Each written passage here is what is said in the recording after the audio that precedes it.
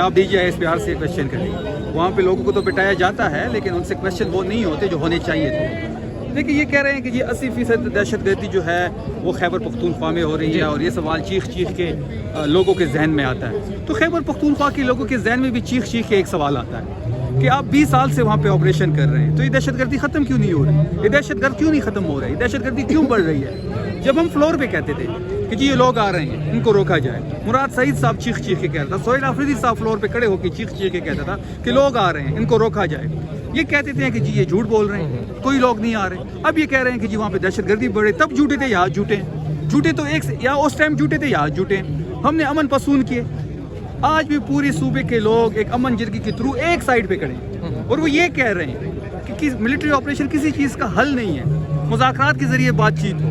یہ بدماشی کر رہے ہیں. مطلب پورے صوبے کی ایک امن جرگہ ہوا ہے, ایک ڈرافٹ شیئر ہوا ہے, اس ڈرافٹ کے برعکس یہ ہے اپنی کارروائی جاری رکھی ہوئی ہے. تو یہ بدماشی ہوئی.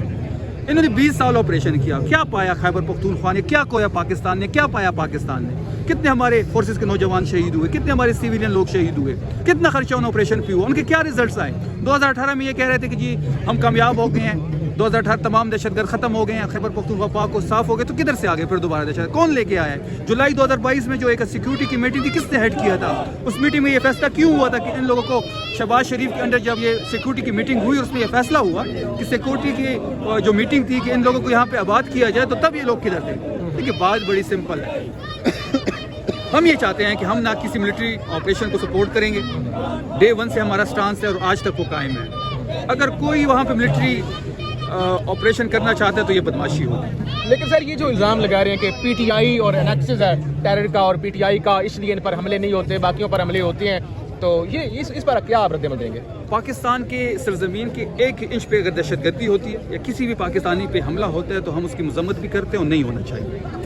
اب یہ سوال تو آپ مجھ سے کیا پوچھتے ہیں؟ کیا آپ تحریک انصاف والوں کو مارنا چاہتے ہیں؟ کیا ہمارے لیے کوئی گیم سیٹ ہو رہی ہے؟ کیا ہماری آواز کو دبانے کی کوشش ہو رہی ہے, یا ہماری وہ گورنر راج کی طرح ایک اور دھمکی دی جا رہی ہے ہمیں؟ چلیے سر آخری سوال. ایک سرکاری ملازم ایک پریس کانفرنس کرتے ہیں, اس کے اندر وزیر اعلیٰ کی بھی کلپ چلاتے ہیں, آپ کا بھی, دیگر وزراء کا بھی کلپ چلاتے ہیں. اس کو کیا مطلب ایک سرکاری ملازم صوبے کے چیف ایگزیکٹو کو وہ کٹہرے میں کھڑا کر رہا ہے؟ دیکھیے اس کا مطلب یہی ہے کہ یہ لوگ سیاسی ہیں. اس کا یہی مطلب ہے کہ سیاست میں ان کا رول ہے. اس کا یہی مطلب ہے کہ اس رجیم چینج میں بھی ان کا رول تھا. اس کا مطلب یہی ہے کہ یہ جو کہتے ہیں کہ ہم غیر سیاسی ہیں, یہ خود پہ خود مہر لگا رہے ہیں کہ ہم سیاسی ہیں. ہم وہاں پہ اپنی پولیٹیکل ایکٹیویٹی کریں گے, اسٹریٹ موومنٹ کو لیڈ کریں گے, اس کے ساتھ ساتھ اپنے ممبران قومی اسمبلی, صوبائی اسمبلی سے ملاقاتیں کریں گے, عہدیدارانوں سے ملاقاتیں کریں گے. ہمارا آئینی اور قانونی حق ہے, اور اسٹریٹ موومنٹ جو ہے وہ بہت بڑی تحریک کی شکل اختیار کر رہی ہے. مذاکرات کے لیے ایک اعتماد کی فضا کا ہونا بڑا ضروری ہے. آپ کو اگلے پہ اعتبار کرنا بڑا ضروری ہے. اعتماد کا فقدان اس وقت دونوں سائڈ سے ہے, لیکن حکومت کی ذمہ داری زیادہ ہے. حکومت اس وقت جو ہوتی ہے وہ اگر ٹیمپریچر کول ڈاؤن کرنا چاہے تب بھی ذمہ داری ان کی زیادہ ہے, اور اگر مذاکرات کے لیے کوئی اعتماد کی فضا قائم کرنا چاہے تب بھی ان کی ذمہ داری. اچھا یہ بتائیے گا کہ یہ جو 5 کریکٹر کی بات کی جا رہی ہے, ساتھ ہی اس کو مشروط بھی کر دیا گیا. کون سے 5 کریکٹر؟ 5 لوگ بیٹھے تو دیکھیں, زرداری صاحب کی بات ہوئی, نواز شریف صاحب کی اور شہباز شریف صاحب کی بات ہوئی. ان کی وقت کیا ہے, ان کے اختیار میں کیا ہے؟ وہ تو اسٹیبلشمنٹ کے فرمانبردار بچے ہیں. ان کو اسٹیبلشمنٹ جو کہے گی وہ کہے گی بیٹھ جائیں تو یہ بیٹھ جائیں گے, وہ کہیں گے آپ اٹھ جائیں تو اٹھ جائیں گے, اگر بیٹھے کا کہیں تو یہ شاید لیٹ بھی جائیں. تو ان کی کوئی وقت نہیں ہے, یہ بے اختیار لوگ ہیں, ان کو بھرتی کیا گیا ہے. اسٹیبلشمنٹ کے لیے اگر یہ بات ہو بھی سکتی ہے 5 بڑوں کی, تو 5 بڑوں میں صرف اور صرف ایک ہی ہے, وہ عمران خان ہے. اس کی بات ہوگی.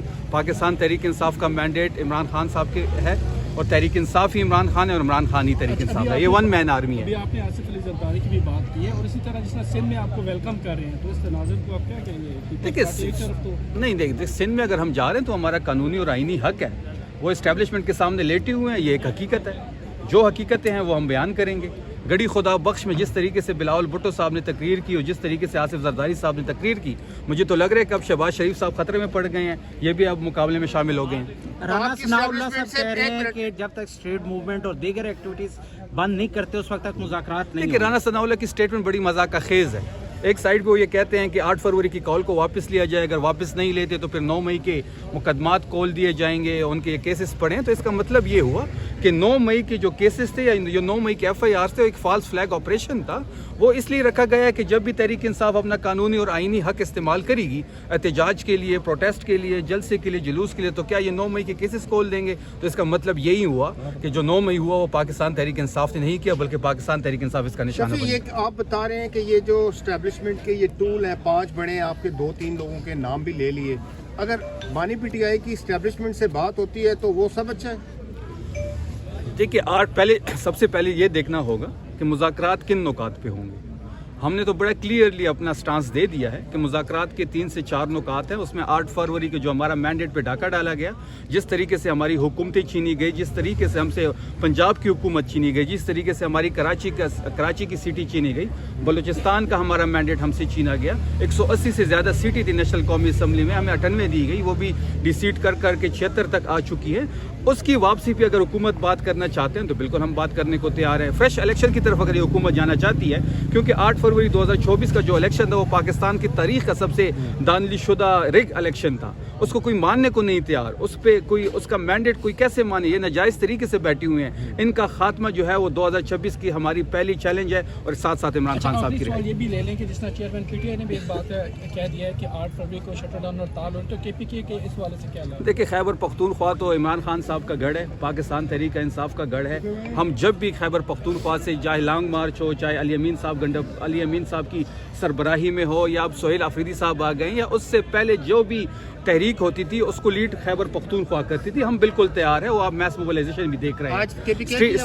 اسٹریٹ موومنٹ جو ہے پنجاب کے ہم وزٹ کر چکے ہیں. ہم کراچی جا رہے ہیں, اس کے بعد ہم نے بلوچستان کا رخ کرنا ہے, ہم نے دوبارہ پنجاب آنا ہے. ہم نے صرف ٹریلر دکھایا ہے, پوری پکچر انشاءاللہ دکھائیں گے. شفیع جان صاحب, ہائی کورٹ کے آرڈر پر ایک جیل کا سپرڈنٹ ملاقات نہیں کرانے دیتا, تو کیا ہائی کورٹ کے باہر دھرنا نہیں بنتا آپ لوگوں کا؟ دیکھیں, ہائی کورٹ کے باہر تو ہم نے اپنے وہاں بھی پروٹیسٹ ریکارڈ کیا ہے. اب عدالتوں کو بھی یہ سوچنا ہوگا کہ ان کے احکامات کو کوئی نہیں مان رہا, ان کی جو حکم نامے ہیں اس کی کوئی وقت نہیں رہی. ایک جیل سپرڈنٹ وہ نہ عدالت کو مان رہا ہے, نہ قانون کو مان رہا ہے, نہ آئین کو مان رہا ہے. عدالتوں کو چاہیے کہ اس کو تالے لگا دے, یونیورسٹیاں بنا دے. MPs کراچی جائیں گے, کراچی میں وہ بار سے خطاب کریں گے, جرنلسٹ سے ملیں گے, اسیران سے ہماری ملاقاتیں ہیں, پارٹی کی لیڈرشپ سے ملاقاتیں ہیں, ممبران قومی صوبائی اسمبلی سے ملاقاتیں ہیں, سندھ کے وزیر اعلیٰ کے ساتھ بھی ملاقاتیں ہیں, اور وہاں پہ ہم نے اسٹریٹ موومنٹ کو بھی لیڈ کرنا ہے, مزار قائد پہ بھی حاضری دینی ہے. اور انشاءاللہ آپ دیکھیں گے کہ جس طرح پورا لاہور جو تھا وہ سہیل آفریدی کے ساتھ تھا, اس طرح پورا جی. مجھے ایک اور بات بتائیے کہ جس طریقے سے آپ لوگوں کی طرف سے لاہور کے اندر ایک جذباتی طریقے سے اور ایک انرجیٹک طریقے سے آگے سے جواب دیا گیا, کیا سندھ میں بھی آپ کا رویہ اسٹریٹجی یہی رہے گی یا وہاں پہ تھوڑا سا؟ دیکھیے, میں نے کل بھی یہ بات کی, میں دوبارہ اس بات کو ریپیٹ کر رہا ہوں کہ جس طریقے سے پنجاب حکومت نے ہمارے دورے کو سبوتاج کرنے کی کوشش کی, جان بوجھ کے کیا گیا. وزیر اعلیٰ 4.5 کروڑ لوگوں کا نمائندہ ہے, اس کے پاس مینڈیٹ ہے, ایک ہی پاکستان میں فارم 45 والا اوریجنل وزیر اعلیٰ ہے. اس کے شائن نشان نہیں تھا جو پنجاب میں ہوا, جو پنجاب کی اسمبلی کی راہداریوں مینا خان صاحب کے ساتھ ہوا, وہ اس کے شائن نشان نہیں تھا.